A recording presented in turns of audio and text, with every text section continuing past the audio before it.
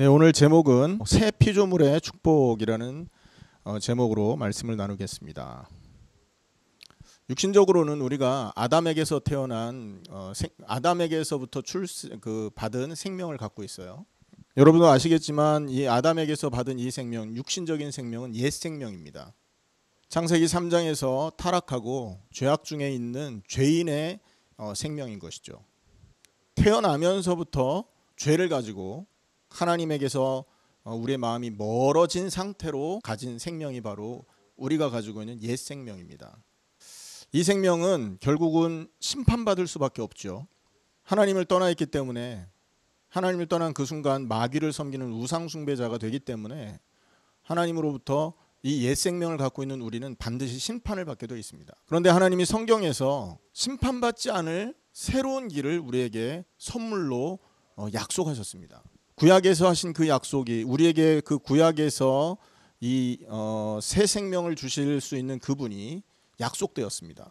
그가 바로 그리스도이시죠. 그래서 그리스도는 구약에서는 이 그리스도가 오실 것이다라는 언약이 구약 성경에 기록되어 있고요. 신약에서는 약속대로 그 그리스도가 오셔서 우리에게 새 생명을 주셨다라는 그 언약이 완성됐음을 기록하고 있습니다. 그리고 신약, 새로운 약속이라는 그 뜻이 말해주는 것처럼 우리에게 새 생명을 주신 이 그리스도가 다시 오신다라는 새로운 약속을 주시고 하늘로 승천하신 것이죠. 그래서 이 땅에서 그리스도로 새로운 생명을 얻은 이 신약 시대의 성도들은 주님이 다시 오신다는 그 약속을 잡고 이 땅에서 온전한 자로 살아가야 되는 것입니다. 온전한 자라는 것은 그리스도로 인해서 하나님 앞에 온전해지는 것을 말하고요. 그 그리스도의 은혜로 인해서 우리가 이 땅에서 하나님과 함께 또 영적으로 하나님의 계획과 하나님의 뜻을 이렇게 이루기 위해서 살아가는 그 삶을 온전한 삶이라고 하는 것이겠죠. 오늘 성경에 보면 고린도후서 5장 17절에 보면 그 사람들을 새로운 피조물이라고 했고 그 새로운 피조물들의 인생의 목적이 바뀌어진다고 말하고 있습니다. 그리고 오늘 본문에서는 그러한 새로운 피조물이 어떤 축복을 가질 수 있느냐, 어떤 인생을 살아갈 수 있느냐라는 내용을 우리 오늘 시편 39편에서 찾아볼 수 있다는 것입니다. 자, 이 시편 39편을 잠깐 좀 살펴보도록 하겠습니다. 언제 기록되었느냐, 어디서 기록되었느냐 명확하지 않습니다. 하지만 본문의 내용을 통해서 유추해 보건대 38편의 이 배경과 비슷한 배경을 39편도 갖고 있다라고 생각할 수 있습니다. 38편에는 다윗이 죄로 인해서 하나님 앞에 큰 징계를 받아 몸에 병이 왔고 그것을 통해서 더 깊이 하나님께 갈 수 있는 응답을 받게 되었죠. 그러면 그 배경이 뭐냐라는 걸 두고 생각했을 때 어려움을 당할 때가 38편의 배경이구나를 알 수 있는 거죠. 자, 그런데 39편에도 보면 비슷한 내용이 있습니다. 10절에 보면요, 주의 징벌을 나에게서 옮기소서 이런 말이 있죠. 9절에는요, 내가 잠잠하고 입을 열지 아니하면 주께서 이를 행하신 까닭이니이다 라는 말이 있습니다. 이런 것을 봤을 때 이 39편의 배경도 다윗의 이 죄로 인한 어려움, 그로 인해서 당한 고통 속에서 이 시편을 기록하고 있다라고 예상할 수 있는 것입니다. 자, 그리고 이 시편을 한 4부분 정도로 나눠 볼 수 있습니다. 1절에서 3절인데요. 거기에는 소제목을 고통 중에 있는 새 피조물이라는 제목으로 잡을 수 있습니다. 새 피조물이 됐는데 고통을 당한단 말이에요. 그죠?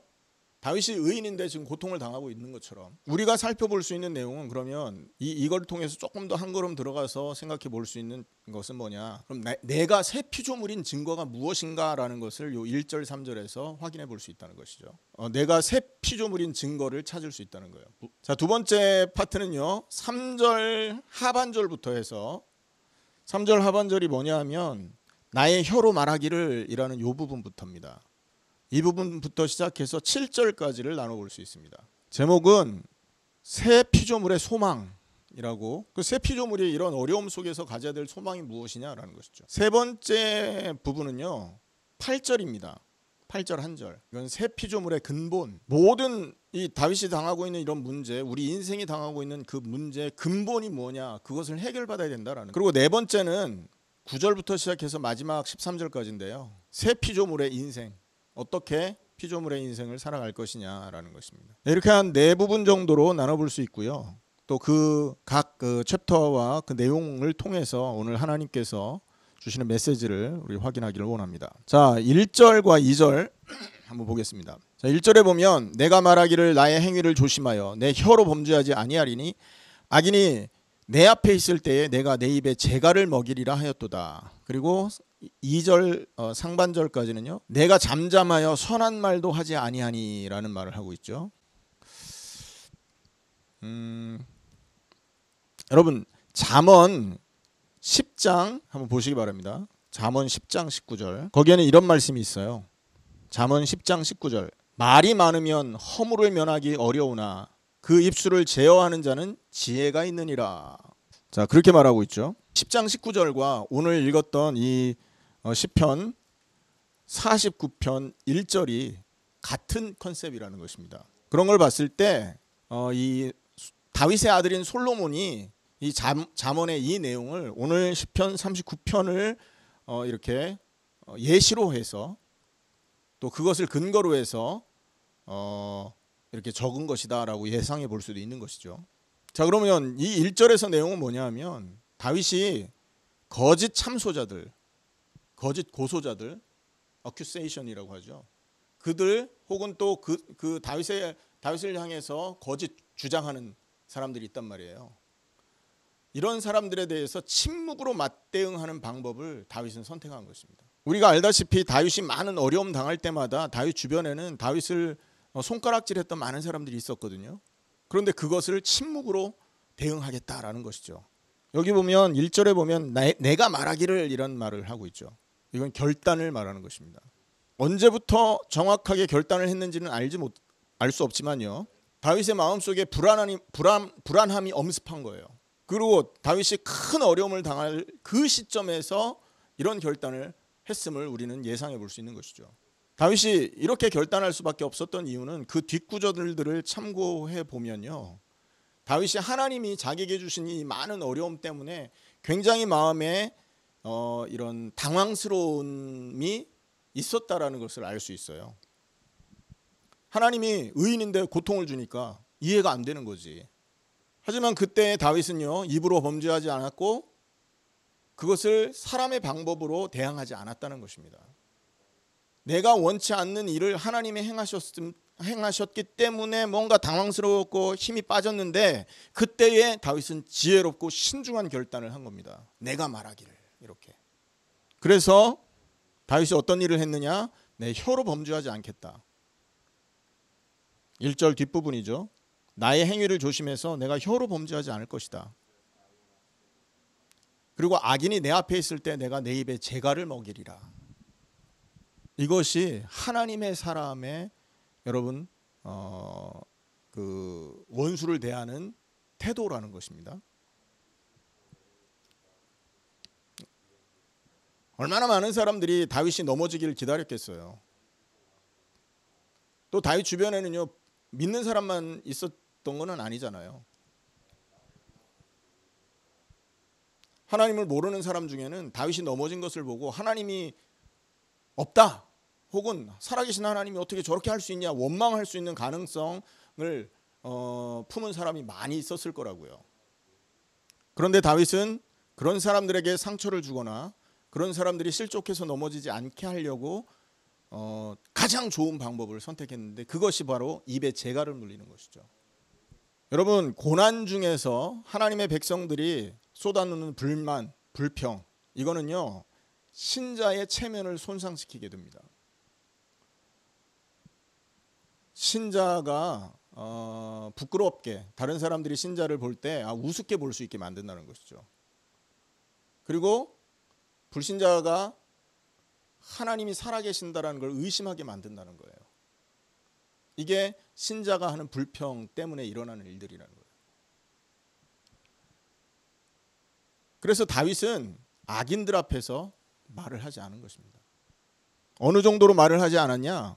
내가 잠잠하여 선한 말도 하지 않을 거다라고 말했어요. 선한 말이라는 게 뭡니까? 그러니까 불신자가 이렇게 이 의심을 품었거나 하나님을 원망할 그런 상태에 있게 되면 하나님 믿는 사람의 입장에서 무슨 얘기를 하냐 하면 야, 그렇지 않아. 너 하나님 믿어야 돼. 뭐 이렇게 얘기할 수 있잖아요. 나는 어려움을 당하지만 너는 그러면 안 돼. 이런 얘기 할 수 있단 말이에요. 그런데 다윗은 그것조차도 하지 않겠다라고 한 겁니다. 왜냐하면 그렇게 해서 말이 먹히지 않잖아요. 하나님의 이런 성품 또는 하나님께서 이런 일을 행하신 이유를 뭐 그런 얘기를 하는 건 좋은 뜻에 하는 얘기인데도 불구하고 그런 얘기조차 하지 않겠다 이렇게 결단을 한 것이죠. 자, 2절 하반절 2절 그리고 3절까지를 보면 3절 그 윗부분까지를 보면 이런 말이 있어요. 나의 근심이 더 심하도다. 내 마음이 내 속에서 뜨거워서 작은 소리로 읊조릴 때에 불이 붙으니 나의 혀로 불이 붙으니까지요. 여기서 보면 사실 다윗이 말을 하지 않겠다고 결단을 했을지라도 마음으로는 어땠다는 거예요? 괴로웠다라는 것입니다. 그 악인들이 다윗을 향해서 손가락질하고 참수하는 그것이 다윗에게는 부당함으로 여겨졌던 거예요. 어느 정도로 이게 부당함으로 느껴졌냐면요, 불타오르듯이 마음이 뜨겁게 된 거예요. 부글부글한 거죠. 이빨을 갈 정도로 이게 자기에게 힘들었다는 것입니다. 그래서 여기에 근심이 심하도다라고 말하고 있지 않습니까? 근심이 더 심하도다라고 말하고 있는데요. 2절 뒷부분에 보면 여기에 심하다라는 이 말은요, 히브리 말로 아카르라고 말합니다. 아카르.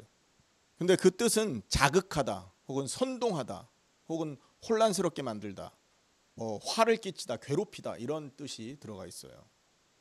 근데 여기서는 자극을 받다, 화가 나다라는 의미로 쓰여진 것입니다. 그러니까 불신자가 자기를 헛되게 말하고 잘못되게 말하는 그것 때문에 화가 나는 거예요. 혼자 있을 때는. 자, 3절에 보면 작은 소리로 읊조릴 때라는 말이 있죠. 이 작은 소리로 읊조린다라는 말은 묵상을 말하는 겁니다. 혼자서 묵상을 하는 거예요. 근데 이 묵상할 때에 감정을 억누를 수 없어서 입으로 그 불만을 토해내는 거예요. 하나님 앞에서. 자, 이해되십니까? 무슨 말인가?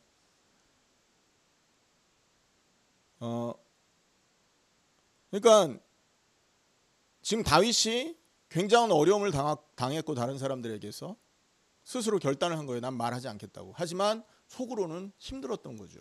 어느 정도로 혼자 있을 때 화가 나고 묵상하며 기도하는데 이게 입으로 터져 나오는 거예요. 하나님 앞에서. 여기서 우리가 볼 수 있는 것은요, 나의 본 모습이 언제 나타나느냐라는 것입니다. 좋을 때 우리가 갖는 모습, 편안할 때 갖는 우리의 모습은 사실 우리의 본 모습이 아닙니다. 진짜 본 모습은 언제냐? 문제 속에 있을 때 내 본 모습이 진짜 드러나는 거예요. 오늘 첫 번째 패러그래프에서의 제목이 고통 중에 있는 새 피조물, 작은 제목으로는 새 피조물인 증거라고 말했죠.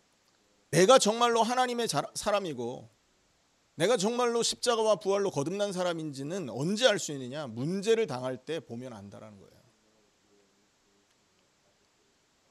문제 당할 때 나의 모습, 문제 당할 때 내가 갖는 생각, 문제 당할 때 내가 하는 행동이 새 피조물의 모습인지 아니면 불신자의 모습인지를 들여다보면 내가 죽어있는 자인가, 그리스도로 인해서 함께 죽은 자인가, 아직도 나의 유익을 위해서 나의 즐거움을 위해서 살아가는 자인가를 확인할 수 있다라는 것입니다. 여러분 혹시 문제가 있다면 더욱더 구원의 축복, 십자가와 부활의 그 비밀 속으로 들어가시는 여러분 되기를 축원합니다.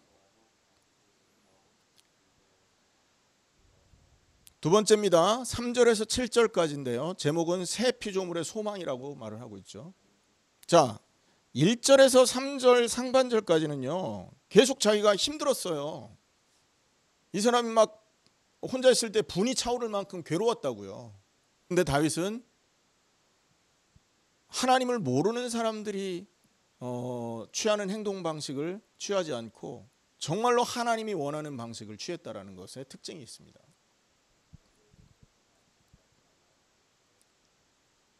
대부분의 사람은 이런 상황이 딱 맞닥뜨렸을 때 자기의 혀로 그 문제를 가져다 주는 사람에게 대항을 하거나 혹은 자기를 이해해 줄 수 있는 사람에게 말을 한단 말이에요. 하지만 다윗은 가장 적절한 분에게 이 문제를 끌고 간 것입니다. The right person에게 이 다윗이 자기의 문제를 끌고 갔는데, 가장 적절한 right person 누구냐 하면 바로 하나님 그리스도 예수이신 것이죠.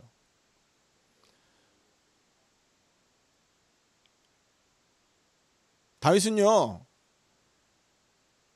불평하고 원망하는 그런 마음이 있었지만 그것을 가지고 하나님이 원하시는 방향이 무엇인지, 또 하나님께서 나에게 이 문제를 이길 수 있는 힘을 허락해 주실 것을 간구했다라는 것이죠. 자, 그 뒤에 보면 4절에 이런 말이 있습니다. 나의 종말과 연한이 언제까지인지 알게 하사라는 말이 있어요. 한마디로 인생이 짧다라는 거죠. 인생이 더덥다라는 것이죠. 그것을 깨달아야만 이 문제에서 빠져나올 수 있다는 것입니다.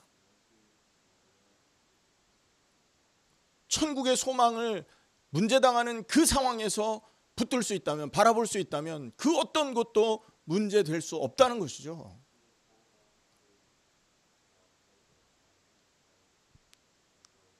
다윗이 지금 기도하는 것은 인생이 더덥다, 그리고 곧 있을 천국에서 하나님이 주신 약속된 그 은혜를 날마다 소망할 수 있는 사람이 되게 해주십시오 라는 기도를 지금 하고 있었다는 거예요. 그리고 여기 보면 나의 연약함을 알게 하소서라고 4절이 말하는데요, 인간이 가지고 있는 이 그 수명, 그리고 인간이 가지고 있는 능력, 이런 것들이 더덥고 확실하지 않다는 거예요. 그래서 나를 두르고 있는 이런 고통들 때문에 당황하거나 고통하지 말고 그것으로 인하여 더욱더 하나님께 나아가 하나님을 의지하는 자가 되게 하옵소서라고 기도를 하고 있는 것입니다. 이게 5절에서 7절까지의 말씀도 같은 얘기거든요. 인생이 길이가 얼마랍니까? 한 뼘이랍니다. 한 뼘. 어떤 사람은 이게 이 네 개의 손가락을 펼쳐서 여기부터 여기까지의 길이를 말한다고 얘기하기도 하고요. 어떤 사람은 여기 한 10cm, 요걸 이렇게 덧붙였을 때 여기에서 여기 손가락 길이 정도, 손가락의 그 넓이 정도라고 말을 합니다. 그래 결과적으로는 짧다는 얘기예요, 인생이. 여러분 생각해 보세요. 수천 년 지속될 것만 같은 권력, 그것을 향해서 얼마나 많은 사람들이 애쓰고 노력합니까? 근데 우리가 경험해 본 바로 의하면 전부 그게 한순간이지 않습니까? 젊을 때는요, 이 젊음이 영원할 것 같아요. 영화나 이 TV 드라마에 보면 아주 예쁜 그런 배우들 한 10년, 20년 지나서 보세요. 얼굴 어떤지.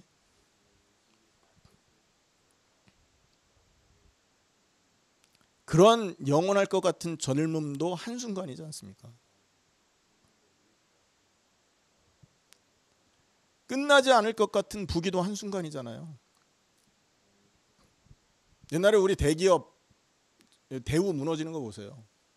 뭐 세계는 넓고 할 일은 많다 하면서 막 책도 써내고 했는데 한순간으로 무너지더라고요. 옛날에 우리가 젊을 때, 그 어릴 때 우리 아이들 그 10대, 우리가 10대 때 가장 인기 있었던 한국 신발 브랜드가 있는데 그게 프로스펙스라는 신발이 있었습니다. 그게 미국에 있는 나이키 비슷한 브랜드였는데요. 굉장히 큰 대기업이었습니다. 근데 그 국제 그룹이 2주 만에 사라졌어요. 역사에서. 뭐 그런 예를 대자면 수없이 많죠. 물론 그 당시에 그 정치인들의 무슨 그 어떤 음모가 있기도 했지만 어쨌든요, 그런 것들이 짧은 겁니다. 이 짧은 거에 연연하면 되겠습니까? 안 되겠습니까? 영원한 그 천국의 축복, 하나님이 우리에게 약속하신 영원한 그 배경에 우리는 마음을 둘 수 있어야 된다 이 말이죠.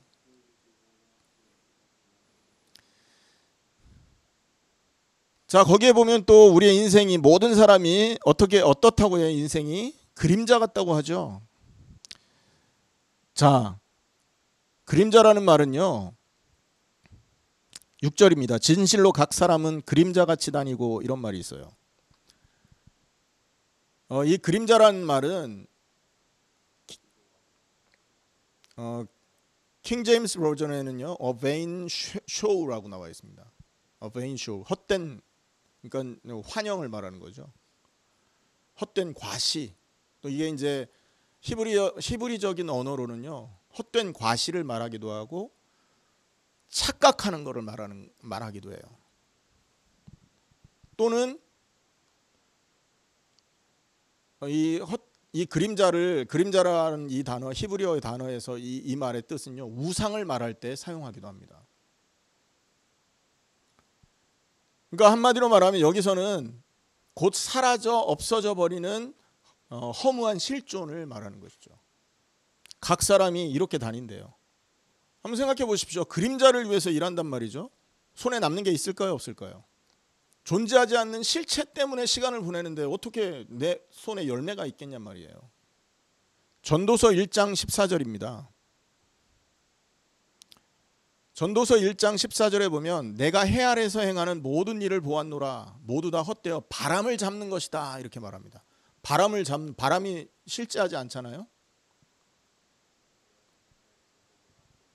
그죠? 이 바람을 잡으면 어떻게 손에 남는 게 없는 거잖아요. 그러한 뜻으로 이 그림자라는 말을 썼다는 것이죠. 여러분, 우리가 천국의 소망, 하나님이 주신 그 영원한 소망을 갖지 못한다면 우리는 이렇게 헛된 인생을 살다 시간을 허비하다가 가치 없이 죽는 그런 인생이 된다는 것이죠.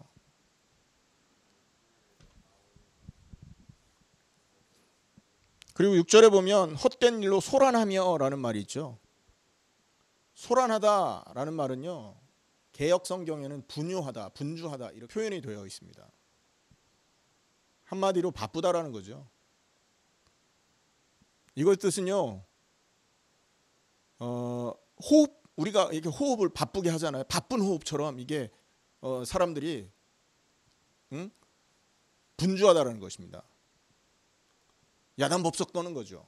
뭐 때문에? 재물과 명예, 곧 없어질 재물과 명예 때문에 옆 사람을 밀쳐내고 심지어 해하기까지 하면서 그 일을 향해서 살아간다는 거예요. 그게 지금 이 땅에 살고 있는 사람들의 모습이라는 것이죠.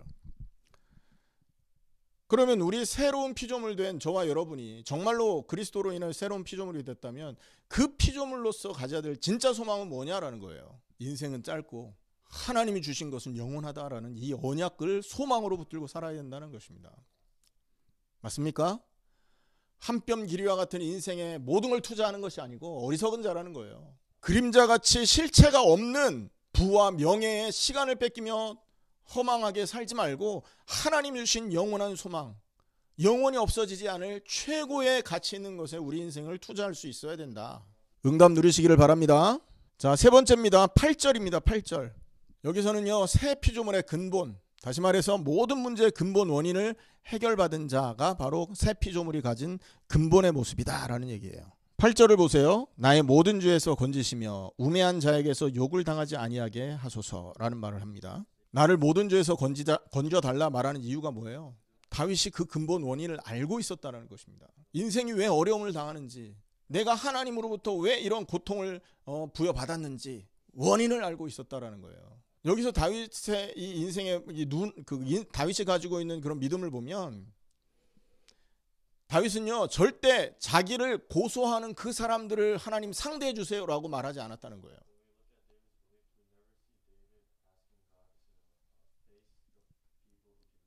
이게 다윗이 가지고 있는 세상 사람들과의 차이점이었다는 것이죠. 왜 그렇습니까? 모든 문제가 죄로부터 출발하기 때문에 그렇습니다. 죄 때문에 함께 하셔야 될 하나님이 우리에게서 떠나가시게 된 거죠. 그래서 인간이 가지고 있는 최고의 문제는 하나님 떠나 있는 상태, 그것이 최고의 문제인 것입니다, 여러분.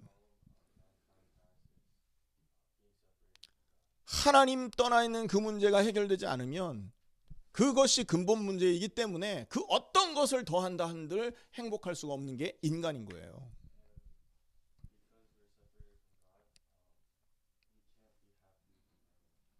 죄가 뭡니까? 관역에서 벗어난 거잖아요. 하나님의 말씀에서 벗어나서 내가 원하는 것을 향해서 가는 거, 그게 죄 아닙니까? 모든 세상 사람이 태어나면서부터 그 상태에서 태어나고 자라간단 말이에요. 먹고 살기 위해서 애씁니다. 유명해지기 위해서 애씁니다. 육신적으로 조금이라도 편안해지기 위해서 시간을 보냅니다. 그게 뭡니까? 그게 죄라는 것이에요. 이것을 다윗은 알고 있었다는 거예요. 우리도 그 눈을 가지고 문제를 바라볼 수 있어야 될 줄 믿습니다. 뒤에 보면 우매한 자에게서 욕을 당하지 아니하게 하소서라는 말이 있어요. 하나님을 모르는 어리석은 자들, 그 사람들이 다윗을 볼 때 알아야 될 게 있다는 거예요. 다윗은 하나님에게 분노의 대상이 아니라 하나님의 은총의 대상임을 알 수 있도록 알아야만 된다는 겁니다. Grace, 은혜.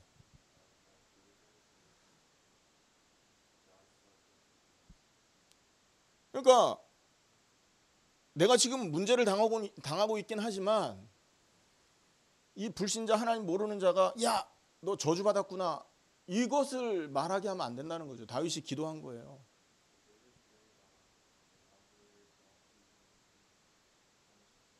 문제 속에 있을지라도 나는 분노의 대상이 아니라 하나님의 은혜의 대상임을 그들이 알 수 있게 되어야 된다는 거죠. 다윗이 그걸 기도했습니다. 여러분, 인간이 당하는 모든 문제의 진짜 원인이 무엇인지 불신자가 알아야 돼요. 그리고 이 하나님의 자녀들이 누리는 진짜 축복이 육신적으로 뭐 부자로 살고 건강하게 살고 이런 어려움 가운데서 우리가 보호를 받는 거, 그게 아니라는 것을 알아야 된다니까요. 하나님의 자녀들이 누리는 진짜 축복은요, 하나님이 함께하는 그 사실이라는 거예요. 하나님이 나와 함께 하시는 그 사실이 진짜 축복된다라는 것을 불신자가 알게 해주십시오라고 다윗은 기도하고 있는 것입니다. 여러분, 이것이 이 세 번째 파트 8절에서 말하고자 하는 내용인 것이죠. 새 피조물은 뭘 알아야 됩니까? 근본적으로 알아야 될 게 뭐예요? 모든 문제의 근본 원인이 죄에게서 출발한 것이다. 모든 문제 해결이 하나님, 그러니까 가장 큰 축복이 하나님과 함께하는 그 자체이다. 그 사실을 누리는 사람은요, 하나님을 위해서 인생을 살 수 있는 것입니다. 하나님의 계획을 이루기 위해서 자기의 인생을 드릴 수 있는 거죠. 그 사람을 새로운 피조물이라 하는 것이죠. 마지막 네 번째입니다. 9절에서 13절인데요. 그러면 새 피조물 된 사람들이 살아야 될 인생은 무엇이냐라는 거예요. 9절을 한번 보시기 바랍니다. 내가 잠잠하고 입을 열지 아니함은 주께서 이를 행하신 까닭이니이다 라는 말을 이렇게 말하고 있죠. 다윗이 입을 열지 않고 자기 입에 재갈을 물린 이유를 얘기하고 있는 것입니다. 다윗이 당한 이 모든 어려움과 고난은 하나님으로부터 온 것임을 다윗은 받아들인 거예요. 맞습니까? 주변에 있는 사람들은 그런 얘기 하지 않겠죠. 너 돈이 없어서 그 문제 온 거야. 네가 열심히 하지 않아서 온 거야. 네가 인간을 잘못 만나서, 이거 원수를 만나서, 왼수 같은 남편, 왼수 같은 아내를 만나서 그렇게 된 거야. 틀린 얘기입니다. 그거는 세상 사람들의 기준으로서의 답인 거고요. 비록 우리가 몸이 아프고 안 좋은 환경에서 자라왔고 또 현실이 너무나 어려운 상황 속에 있을지라도 그것이 하나님께서 허락하심 안에서 주어진 것임을 받아들여야 된다는 거예요. 그걸 믿어야 된다는 거죠. 그래서 일을 행하신 하나님께서 일을 행하셨기 때문입니다 라고 말을 하고 있는 겁니다. 우리가 지속적으로 입을 열지 말아야 될 이유, 왜 그럴까요? 하나님이 주신 일이기 때문에 그래요. 하나님으로부터 문제가 왔다면 그 안에는 반드시 뭐가 있을까요? 하나님의 선한 계획이 들어가 있는 것입니다. 부모가 자녀에게 채찍을 드는 이유, 선한 계획 때문에 그런 것입니다. 부모가 자녀를 혼내는 이유, 선한 계획이 있기 때문에 그런 거잖아요. 로마서 8장 28절에 이런 말씀이 있습니다. 8장 28절. 모든 것이 합력하여 선을 이룬다. 하나님을 사랑하는 자, 곧 그 뜻대로 부르심을 입은 자들에게는 모든 것이 합력하여 선을 이룬다. 여러분, 이것이 바로 하나님 앞에 부름받은 사람들이 받는 은혜라는 거예요. 로마서 5장 3절에는 이런 말씀이 있어요. 5장 3절. 다만 이뿐 아니라 우리가 환난 중에도 즐거워하나니 이는 환난은 인내를, 인내는 연단을, 연단은 소망을 이루는 줄 우리가 알미니라. 그래서 여러분, 고난이 왔다 다 불행이 아니라는 겁니다. 혹시라도 하나님의 은혜이신 십자가와 부활을 믿음에도 불구하고 어려움을 우리가 만났다면 거기에는 선한 뜻이 있는 것을 기억해야 돼요. 그리고 10절에서 13절에는 그것을 통하여 그 문제를 근거로 해서 하나님께 기도하고 있습니다. 뭐라고 기도합니까? 13절 한번 보시기 바랍니다. 주는 나를 용서하사 내가 떠나 없어지기 전에 나의 건강을 회복시키소서라고 말을 하죠. 자, 이 기도에 하나님이 응답을 주셨습니까? 안 주셨습니까?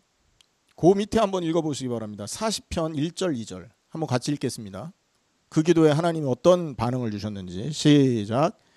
내가 여호와를 기다렸더니 귀를 기울이사 나의 부르짖음을 들으셨도다.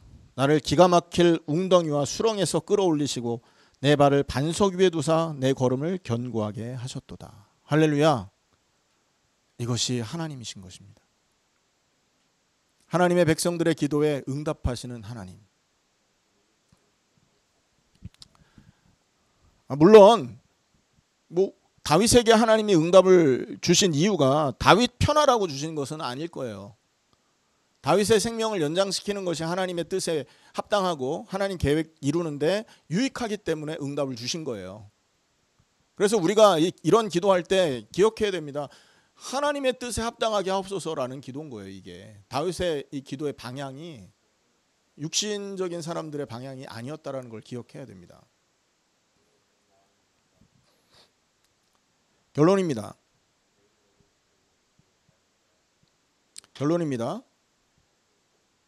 오늘 여기서 말한 새로운 피조물, 새 피조물은요, 다른 말로 말하면 하나님의 사람들을 말하는 거잖아요.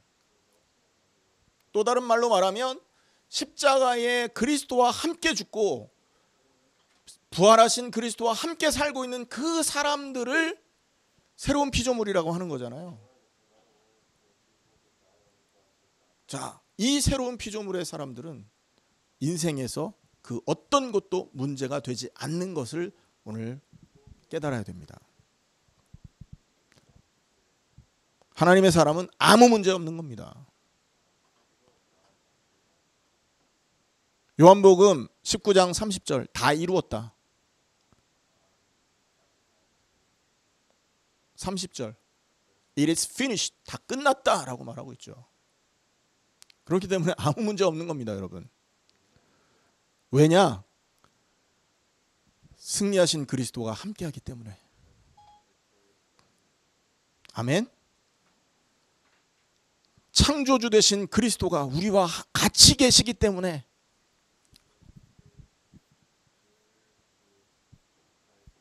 온 우주에서, 온 역사에서 가장 강하신 분이 우리 안에 나 대신 내 인생을 살고 계시기 때문에 아무 문제가 없는 것입니다. 그 승리자 그리스도가 함께하기 때문에 사단도 우리를 건들 수가 없게 된 것입니다. 여러분, 모든 문제에서 승리하게끔 하기 위한 정도가 아니라니까요. 그리스도와 함께하는 이유는 우리에게 승리를 주시기 위해서 함께하는 정도가 아니라 우리가 그냥 승리자가 되게 하시기 위해서 함께하시는 것이에요.